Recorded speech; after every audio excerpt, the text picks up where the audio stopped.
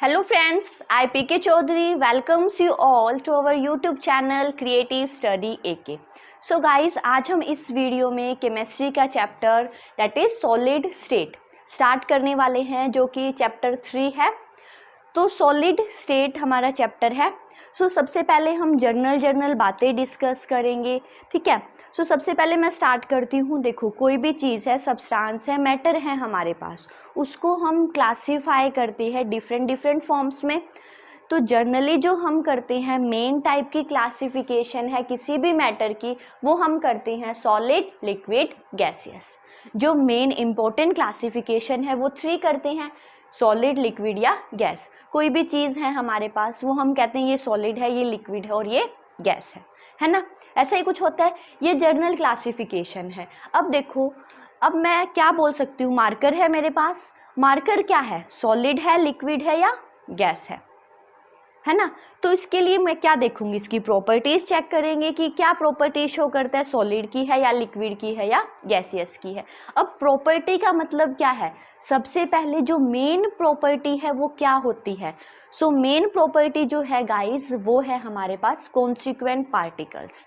Consequent particles में मतलब atom, molecule है या आयंस है, यानी जो मेरा सब्सटेंस है वो किससे बना है, ठीक है, वो होते हैं हमारे पास कॉन्सिक्वेंट पार्टिकल्स। अब पार्टिकल्स को हम कहते हैं एटम, मॉलिक्यूल हो सकते हैं या फिर आयंस हो सकते हैं।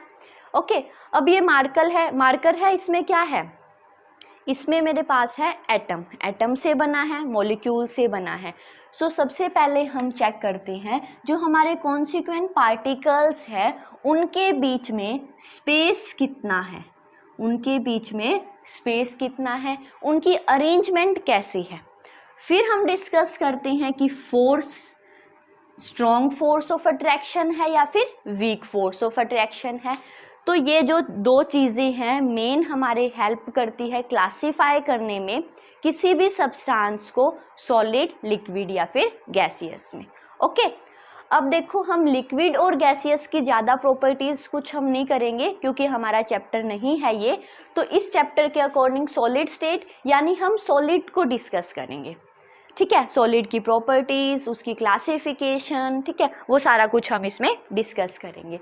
अब देखो, सॉलिड है हमारे आसपास, आप बैठे हो, मैं यहाँ हूँ, वीडियो बना रही हूँ, ठीक है। तो मेरे आसपास जितनी भी चीज़ें हैं, ब्लैक बोर्ड यूज़ कर रही हूँ, डस्टर यूज़ कर रही हूँ, मार्कर यूज़ कर रही हूँ, मोबाइल यूज़ कर रही हूँ, स्टैंड यूज़ कर रही हूँ, टेबल, बुक्स, ठीक है, ये सब क्या है, सॉलिड है। यानी हमारे आसपास, हमारी सराउंडिंग में 90 to 90% बोल सकते हैं हम कि क्या है, सॉलिड्स होते हैं। ओके, तो सॉलिड्स है। अब सॉलिड किसे बोलेंगे कि कोई मैटर है, उसको मैं कैसे बताऊं कि क्या प्रॉपर्टीज है कि ये सॉलिड है। सबसे पहले हमारे पास होता है कि जो हमारे सॉलिड्स होते हैं उनके जो कॉन्सिक्वेंट पार्टिकल्स होते हैं उनके बीच में स्पेस बहुत कम होता है। यानी जो पार्टिकल्स है, कॉन्सिक्वेंट पार्टिकल्स हैं, वो क्या होते हैं, एक दूसरे के बिल्कुल पास में होते हैं, ठीक है। अब कोई चीज़ पास में है यानी उसके बीच में, उन पार्टिकल्स के बीच में जो है वो फोर्स ऑफ अट्रैक्शन, क्या, force of attraction, force of attraction क्या होता है, स्ट्रॉन्ग होता है। यानी पार्टिकल्स पास में है तो कौन रख रहा है उन पार्टिकल्स को पास में कि वो दूर नहीं जा रहे, एक फोर्स प्रेजेंट होता है पार्टिकल्स के बीच में जिसको हम बोलते हैं फोर्स ऑफ अट्रैक्शन। यानी पार्टिकल्स को एक दूसरे के पास रख रहा है, क्लोज रख रहा है, यानी किसकी वजह से है, वो फोर्स ऑफ अट्रैक्शन की वजह से। जितना ज़्यादा फोर्स होगा उनके बीच में उतने ही पार्टिकल्स क्लोज होंगे, और जितने पार्टिकल्स क्लोज होते हैं उतना ही हमारा हार्ड सब्सटेंस होता है। हार्ड भी बोल सकते हैं, एक वर्ड यूज हम करते हैं रिग्ड, यानी रिग्ड, रिग्ड का मतलब होता है कठोर। यानी जो हमारे सॉलिड्स होते हैं वो क्या होते हैं, रिग्ड होते हैं, बहुत हार्ड होते हैं, कठोर होते हैं। फर्स्ट जो मेन प्रॉपर्टी है वो समझ आ गया कि रिग्ड क्यों होते हैं, क्योंकि उनके पार्टिकल्स जो है, कॉन्सिक्वेंट पार्टिकल्स हैं, एटम बोल लो, मॉलिक्यूल बोल लो या फिर आयन बोल लो, वो क्या होते हैं, बहुत क्लोज होते हैं एक दूसरे के। क्यों क्लोज होते हैं, क्योंकि उनके बीच में जो फोर्स ऑफ अट्रैक्शन है वो बहुत ज़्यादा स्ट्रॉन्ग होता है। ओके, ये थी हमारे पास फर्स्ट प्रॉपर्टी सॉलिड की। सेकेंड प्रॉपर्टी है definite shape and definite volume. ठीक है, सिंपल सी बात है, हम ये 9th क्लास से पढ़ते आ रहे हैं कि हमारे जो सॉलिड्स होते हैं उनकी डेफिनेट शेप होती है। मार्कर लो, मार्कर है, अब इसको मैं तोड़ दूं, तोड़ दिया तो क्या बनेगा, सिलेंड्रिकल शेप है इसकी। तोड़ूंगी तो 2 टुकड़े, अब मेरे पास इतनी ताकत तो नहीं है मैं तोड़ दूंगी, लेकिन फिर भी कोई ताकतवर है कहता है कि मैं तो तोड़ दूंगा, इसको तोड़ देंगे, लेकिन रहेगा क्या, हार्ड ही रहेगा। ठीक है, पार्टिकल सेम रहेंगे, ये तो नहीं है इसको तोड़ के ऐसे बिल्कुल ही वो कर देंगे। ठीक है, 2 पीस हो सकते हैं, 3 पीस कर देगा, ज्यादा स्ट्रॉन्ग बंदा है, लेकिन क्या रहेगी, इसकी प्रॉपर्टी सेम रहेगी, वही हार्ड रहेगा। ठीक है, पार्टिकल्स भी एक दूसरे के पास रहेंगे, शेप भी क्या होगी, सिलेंड्रिकली रहेगी। यानी जो हमारे सॉलिड्स होते हैं उनकी शेप क्या होती है, डेफिनेट होती है। ठीक है, अब सिलेंड्रिकल है, इसका ट्राइंगल नहीं बना सकती, इसको मैं ऐसे करके या फिर मतलब रबड़ की तरह बैंड कर दूं, ऐसा नहीं होता। उनकी शेप क्या होती है, डेफिनेट होती है। वॉल्यूम भी क्या होती है, डेफिनेट होती है, कि इसको इतनी जगह यहां रख रही हूं तो इतनी जगह ये ऑक्यूपाई करेगा ये। ठीक है, ऐसे रख दूं तो भी इतनी, कहीं और रखूंगी तो भी इसकी जगह क्या रहेगी, जो स्पेस ऑक्यूपाई करता है वो क्या रहेगा, सेम रहेगा। जो इसके पार्टिकल्स हैं इतनी जगह में है, इतनी में ही रहेगी, इसको ऐसे या कम या ज़्यादा हम कंप्रेस नहीं कर सकते, सेम होता है। तो सेकेंड प्रॉपर्टी मेरे पास है कि डेफिनेट शेप होती है, डेफिनेट वॉल्यूम होती है। 2 प्रॉपर्टी समझ आ गई। नेक्स्ट क्या है, inter particle distance is short. मतलब क्या है, देखो इंटर का मतलब क्या होता है, अंदर, इंटर का मतलब अंदर की साइड, पार्टिकल्स यानी कोई भी सब्सटेंस बना है जो उसके अंदर पार्टिकल्स है ना, इंटर, इंटर का मतलब उसके अंदर के जो पार्टिकल्स हैं उनके बीच में जो डिस्टेंस है, ठीक है, जो मैंने अभी बताया था, जैसे ये पार्टिकल्स हैं इनके बीच में जो डिस्टेंस है वो बहुत शॉर्ट होता है, यानी वो बहुत एक दूसरे के पास होते हैं। ठीक है, ये हमारे पास थी थर्ड प्रॉपर्टी। फोर्थ है strong force between the particles. ये भी हम डिस्कस कर चुके हैं कि फोर्स ऑफ अट्रैक्शन जो है सॉलिड्स के अंदर क्या होता है, बहुत ज़्यादा स्ट्रॉन्ग होता है, ताकि पार्टिकल्स को वो क्या करता है, एक दूसरे के पास रखता है। तो इसको हम बोल सकते हैं कि स्ट्रॉन्ग फोर्स बिटवीन पार्टिकल्स। ठीक है, अभी मैंने ये शॉर्ट में लिखे हैं, आप एग्जाम्स में जो या नोट्स बनाओगे तो ऐसे पॉइंट्स नहीं लिखने, इसको पूरा एक्सप्लेन करोगे, एक लाइन में तो एटलीस्ट लिखोगे ही कि solids have definite shape and volume. ठीक है, फिर क्या लिखोगे, सॉलिड्स आर रिग्ड, पूरा आपको डिफाइन करके लिखना है, ये मैंने शॉर्ट में लिख रखे हैं। समझ आ गया इतना। अब नेक्स्ट प्रॉपर्टी है ऑलमोस्ट इनकम्प्रेसिबल। ये चीज़ भी हमने डिस्कस कर ली कि इसको हम कंप्रेस नहीं कर सकते, बीच नहीं सकते ना, इसको छोटा कर दूं मैं, वो नहीं कर सकते, तो क्या हो गया, इनकम्प्रेसिबल होते हैं। किसी चीज़ को अगर मेरे पास इतना सा है ये, और इतनी सी मेरे पास कोई सिलेंडर की एक बॉक्स है, उसके अंदर मुझे डालना है, तो मैं इसको छोटा नहीं कर सकती। ठीक है, ये तो इतना ही रहेगा, उसके अंदर नहीं आएगा फिर ये। ठीक है, तो ये क्या नहीं कर सकते, हम इनको कंप्रेस नहीं कर सकते। ठीक है, उसके बाद नेक्स्ट है कि इनकी डेंसिटी क्या होती है, हाई डेंसिटी होती है। जो मेल्टिंग पॉइंट है वो भी क्या होता है, ज़्यादा होता है। नॉर्मल सी बात है, सॉलिड्स है, पार्टिकल्स एक दूसरे के पास में है, फोर्स ऑफ अट्रैक्शन क्या है, बहुत ज़्यादा है। तो कोई चीज़ मेल्ट करनी है हमें, तो उसको टेम्परेचर क्या करना पड़ेगा, ज़्यादा देना पड़ेगा, यानी उसकी पार्टिकल्स को डिस्टेंस मतलब दूर करने के लिए हमें जो मेल्टिंग पॉइंट यानी बॉयल करना है, हीट करना है, तो टेम्परेचर ज़्यादा देना पड़ेगा। ठीक है, ये इसकी प्रॉपर्टी थी, मेल्टिंग पॉइंट क्या होता है, इसका शार्प होता है। इतना समझ आया। ये जर्नल प्रॉपर्टीज़ हैं, हमें किसी भी, जैसे सॉलिड चैप्टर कर रहे हैं तो एटलीस्ट हमें पता तो होना चाहिए कि कौन सा सब्सटेंस सॉलिड है या नहीं है, क्या प्रॉपर्टीज़ होती है, जर्नल सी बातें थी। अब देखो इम्पोर्टेंट है, पेपर में आता भी है क्वेश्चन इस टॉपिक में से, कि क्लासिफिकेशन कर रहे हैं हम, हमारा जो सॉलिड है उसको क्लासिफाई करेंगे on the basis of nature of order of particles, यानी मेरे पार्टिकल्स के अकॉर्डिंग, उनके नेचर के अकॉर्डिंग हम क्लासिफाई कर रहे हैं सॉलिड को। तो 2 टाइप्स में हमने क्लासिफाई किया, एक क्रिस्टलाइन सॉलिड और दूसरा जो है मेरे पास वो क्या है, अमरफस सॉलिड। ठीक है, यानी हम सॉलिड को क्लासिफाई कर रहे हैं किसके बेसिस पे, पार्टिकल्स के ऑर्डर के नेचर पे, कि हमारे पार्टिकल्स का ऑर्डर क्या है, उसके बेसिस पे हम क्लासिफाई कर रहे हैं सॉलिड को, crystalline solid and amorphous solid. Okay, सबसे पहले देखो क्रिस्टलाइन सॉलिड क्या होता है। क्रिस्टलाइन सॉलिड की सिंपल सी डेफिनेशन हम बात करेंगे। पहले हम डेफिनेशंस फिर इनकी प्रॉपर्टीज देखेंगे कि क्या क्या प्रॉपर्टीज इसमें डिस्टिंग्विश है, क्या क्या अलग है। तो क्रिस्टलाइन सॉलिड क्या है? It is a substance in which consequent particles are arranged in definite geometric pattern.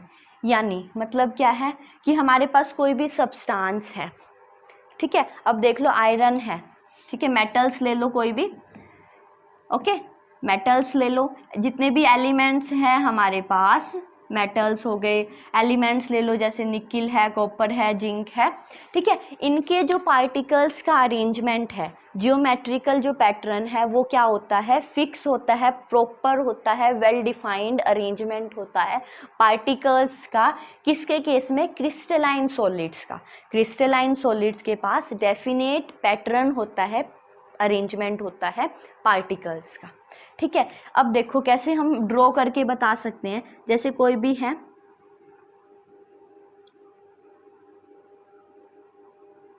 ठीक है, ये छोटे छोटे क्या बना रही हूं मैं? पार्टिकल्स बना रही हूं।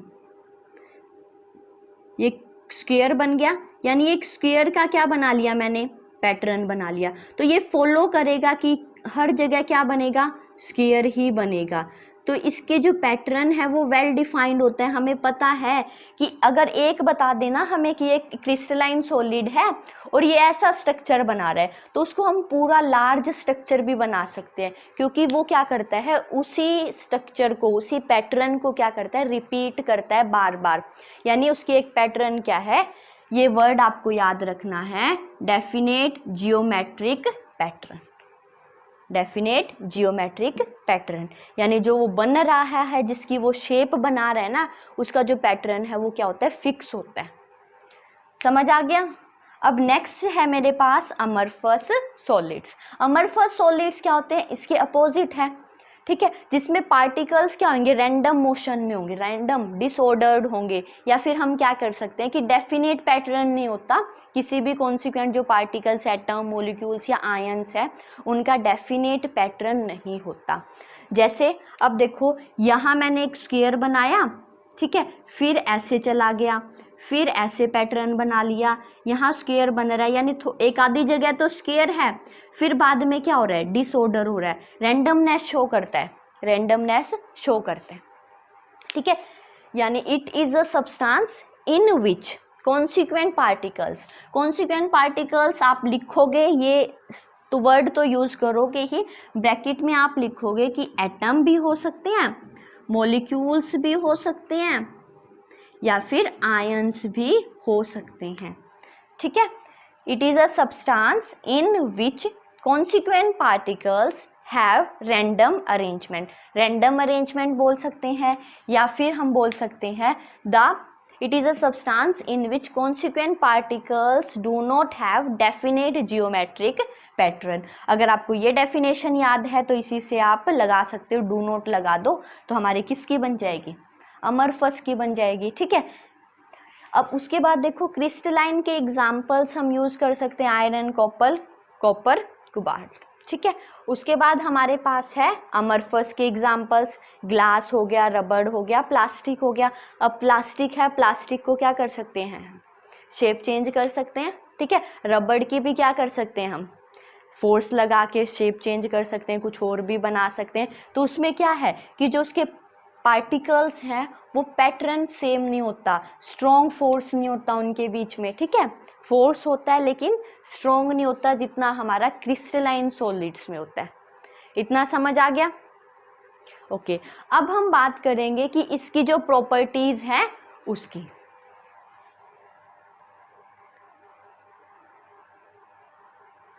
सो गाइस अब देखो हम प्रॉपर्टीज डिस्टिंग्विश कर रहे हैं क्रिस्टलाइन सॉलिड्स और अमरफस सॉलिड्स की, कि कौन कौन सी प्रॉपर्टीज ये शो करते हैं, क्या क्या इनमें डिफरेंस है।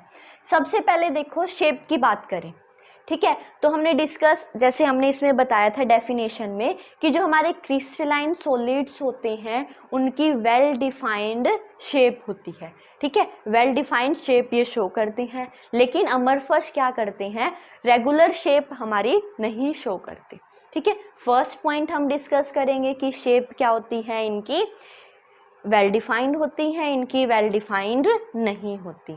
अब सेकंड है हमारे पास long range order. Long range order का मतलब क्या था, देखो एक पैटर्न अगर ये फॉलो कर रहा है, अगर ये क्यूब बना रहा है, स्क्वायर बना रहा है, तो दूर तक यानी पूरा मॉलिक्यूल मेरा बन जाएगा, पूरा सब्सटेंस बन जाएगा, उसका जो पैटर्न है ना वो सेम रहेगा। अगर मैं छोटा सा पैटर्न मेरे को कोई दे दे इतना सा, तो उससे मैं पूरा एटम बना सकते हैं, पूरा सब्सटेंस उस एटम से, उस मॉलिक्यूल से हम बना सकते हैं। तो उसको हम बोलते हैं लॉन्ग रेंज ऑर्डर। लॉन्ग का मतलब लंबा, यानी दूर तक जो हमारा ऑर्डर फॉलो होता है वो क्या होता है, सेम रहता है। कोई सब्सटेंस है उसमें जो ऑर्डर है, पैटर्न है मॉलिक्यूल्स के अरेंजमेंट का, वो सेम रहता है, तो इसलिए इसको हम बोलते हैं long range order.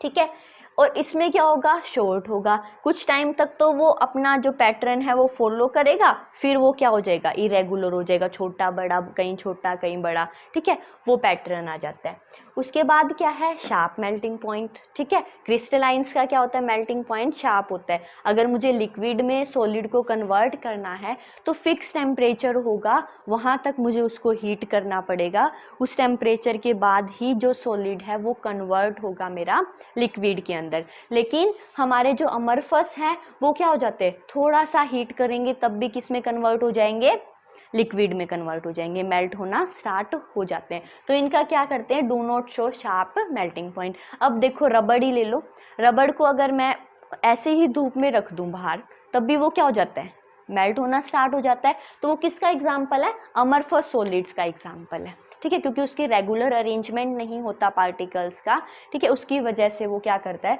Melting point भी उसका क्या होता है, शार्प नहीं होता, कम होता है। उसके बाद क्या है, क्लीन क्लीवलेज। अगर मैं क्रिस्टलाइन सॉलिड्स को कट करना स्टार्ट करूं, नाइफ के साथ क्या करूं, कट करूंगी, तो उनका जो अरेंजमेंट है ना वो क्या होगा, सेम रहेगा, शार्प। अगर मैं लोहे को कट करूंगी, लोहे की मेरे पास क्या है, एक बॉक्स है, उसको कट कर रहे हैं, ठीक है, तो उसके लिए वेपन्स शार्प चाहिएगा, ठीक है, लेकिन उसको अगर हम कट करेंगे ना तो वो क्लीन होगा, ये नहीं कि टेढ़ा मेढ़ा हो जाएगा इधर से उधर, लेकिन क्या होगा, वो बिल्कुल क्लीन उसकी क्या होगी, कट होगा बिल्कुल। ठीक है, लेकिन हमारे जो क्या है अमरफस सॉलिड्स हैं वो क्या होते हैं, इरेगुलर शो करते हैं। यानी अगर मैं कट करने, रबड़ को ही लगा लो, प्लास्टिक को अगर हम कट करते हैं, प्लास्टिक तो हमने खुद भी घर पे भी कट करके देखा होगा आपने, लोहा तो मैंने भी नहीं किया कभी, ठीक है, लेकिन प्लास्टिक को जब हम कट करते हैं ना, कहीं से छोटा होएगा, कहीं से बड़ा हो जाएगा, ठीक है, यानी रेगुलर पैटर्न नहीं होता, कट करते हैं सेम चीज शो करता है कि क्योंकि उसका स्ट्रक्चर ही रेगुलर नहीं होता। ठीक है, हमने यही चीज किया ना, अमरफस सॉलिड है, उसका जो अरेंजमेंट है वो रेगुलर नहीं होता। अब अरेंजमेंट ही रेगुलर नहीं है, उसके जो एटम्स हैं, मॉलिक्यूल्स हैं, वो ही रेगुलर पैटर्न में नहीं अरेंज, तो उसको हम कट करेंगे तो नॉर्मल सी बात है, अरेंजमेंट क्या होगा, जो कट करेंगे तो ऊपर नीचे से ही आएगा ना। तो क्लीन क्लीवलेज नहीं देते अमरफस वाले, लेकिन हमारे क्रिस्टलाइन जो सॉलिड्स हैं वो क्लीन क्लीवलेज देते हैं। ठीक है, प्लास्टिक को कट करके देखना और फिर चेक करना, ठीक है, लोहा हमसे होगा नहीं कट। उसके बाद देखो नेक्स्ट क्या है, ट्रू सॉलिड्स हैं। ट्रू सॉलिड्स जो हमारे सच्चे सॉलिड्स हैं, जो सॉलिड्स की प्रॉपर्टीज हमने डिस्कस की थी स्टार्टिंग में, वो सारी प्रॉपर्टीज हमारे क्रिस्टलाइन तो शो करते हैं। ठीक है, इसलिए ये क्या बोल दिया मैंने, इसको ट्रू सॉलिड बोल दिया। ओके, जो हमारे अमरफस होते हैं इनको हम बोलते हैं सूडो सॉलिड्स। क्या बोलते हैं, सूडो सॉलिड्स। सूडो का मतलब होता है झूठे। ठीक है, अब इसमें रख तो दिया हमने कि ये क्या है, सॉलिड्स का पार्ट है, लेकिन क्या है, सारी प्रॉपर्टी सॉलिड वाली नहीं शो करते, मतलब 100% नहीं शो करते, 90%, कोई 80% शो करते हैं, इसलिए हमने इनको बोल दिया सूडो सॉलिड्स। ठीक है, इनका सेकंड नेम जो हम करते हैं, it is also known as, तो ये चीज है, amorphous solid is also known as pseudo solid, या फिर हम इसको बोलते हैं सुपर कूल्ड लिक्विड। ठीक है, इसके दो नाम हैं, सुपर कूल्ड लिक्विड। ठीक है, तीनों नाम याद रखोगे, क्वेश्चन में तीनों में से कुछ भी दे सकता है, तीनों में से कोई भी दे सकता है, amorphous, pseudo and super cooled liquid. समझ आ गया। क्रिस्टलाइन को हम बोलते हैं ट्रू सॉलिड, सच्चे वाले सॉलिड। ठीक है। उसके बाद सिक्स्थ प्रॉपर्टी है मेरे पास एनआइसोट्रोपिक। जो मेरे क्रिस्टलाइन है वो अनआइसोट्रोपिक है, जो अमरफस है वो आइसोट्रोपिक है। अब ये क्या प्रॉपर्टीज है ये देखो, इससे याद कर सकते हो आप। अमरफस में ए होता है, अनआइसोट्रोपिक में क्या आ रहा है, ए आ रहा है, अनआइसोट्रोपिक में भी क्या आ रहा है, ए। तो ए और ए नहीं होगा, ए और ए नहीं होगा, यानी अगर मेरे पास अमरफस है तो क्या होगा, आइसोट्रोपिक होगा, अनआइसोट्रोपिक नहीं होगा। ए और ए सेम सेम वाले नहीं मिलेंगे। इससे आप याद कर सकते हो थोड़ा सा कि याद रहेगा आपको। ओके, आइसोट्रोपिक एंड अनआइसोट्रोपिक एक बार देखो आप क्या है। पहले देखो आइसोट्रोपिक क्या होता है। आइसोट्रोपिक में क्या है, जो हम फिजिकल प्रॉपर्टीज पढ़ते हैं, फिजिकल प्रॉपर्टीज पढ़ते हैं किसी भी सब्सटेंस की। फिजिकल प्रॉपर्टीज मतलब रिफ्लेक्टिव इंडेक्स हो गया, ठीक है, melting point, boiling point, density, यानी जो उसकी फिजिकल प्रॉपर्टीज हम पढ़ते हैं, ठीक है, अगर वो सेम डायरेक्शन में डायरेक्शन शो करते हैं, एक ऑर्डर में एक डायरेक्शन में मूव कर रही है, तो उसको हम बोलते हैं आइसोट्रोपिक। क्या बोलते हैं, आइसोट्रोपिक। अगर मेरी क्या है, मैं यहाँ ड्रॉ कर रही हूँ, जैसे ग्राफ ड्रॉ करते हैं, एक ऊपर चली गई रिफ्लेक्टिव इंडेक्स की, एक इस साइड आ गई मेल्टिंग पॉइंट की, ये बॉइलिंग पॉइंट की होगी, तो इनकी वैल्यूज क्या है, डायरेक्शन क्या है, अलग अलग है, ठीक है, अलग अलग पैटर्न से जा रही है, एक ऊपर एक नीचे, ये इसको बोलते हैं हम अनआइसोट्रोपिक। यानी जो फिजिकल प्रॉपर्टीज हैं वो डिफरेंट डिफरेंट डायरेक्शंस में अगर जा रही हैं तो उसको बोलेंगे अनआइसोट्रोपिक, और सेम डायरेक्शन में जा रही हैं तो उसको हम बोलते हैं आइसोट्रोपिक। यानी मेरी इसकी अमरफस सॉलिड्स की जो फिजिकल प्रॉपर्टीज है, reflective index, melting point, boiling point, density, ये सब क्या है, एक ही डायरेक्शन में जाता है, सेम फॉलो करता है, सेम एरोज से शो करते हैं। ये आपको अगर ये लिख रहे हो पॉइंट तो ये डायग्राम भी बना के दिखाना पड़ेगा कि एग्जाम्पल लोगे, ये है इस एरो में ये जा रहा है, इसमें ये जा रहा है, समझ आ गया। और क्रिस्टलाइन सॉलिड्स की जो क्या है प्रॉपर्टीज है, वो क्या करता है, अनआइसोट्रोपिक, यानी उसकी जो प्रॉपर्टीज है, फिजिकल प्रॉपर्टीज, वो अलग अलग डायरेक्शंस में मूव करती है। ओके, उसके बाद है सिमेट्रिकल होता है, और ये क्या है, सिमेट्रिकल नहीं होता। ये भी हम अरेंजमेंट से ही पता चल जाएगा कि एक रेगुलर अरेंजमेंट है तो सिमेट्री शो करता है, और इरेगुलर है तो क्या करेगा, अनसिमेट्रिकल होगा, ठीक है। तो ये 7 डिफरेंस है क्रिस्टलाइन और अमरफस के बीच में। होप आपको समझ आ गया होगा, लेकिन फिर भी अगर आपको कोई डाउट है तो आप कमेंट सेक्शन में पूछ सकते हैं कि कोई डाउट है, कुछ इम्प्रूवमेंट चाहते हैं कि मैं ये चीज़ इम्प्रूव करूं, तो भी कमेंट सेक्शन में ज़रूर बताना। So thank you for watching this video on our channel. Thank you so much.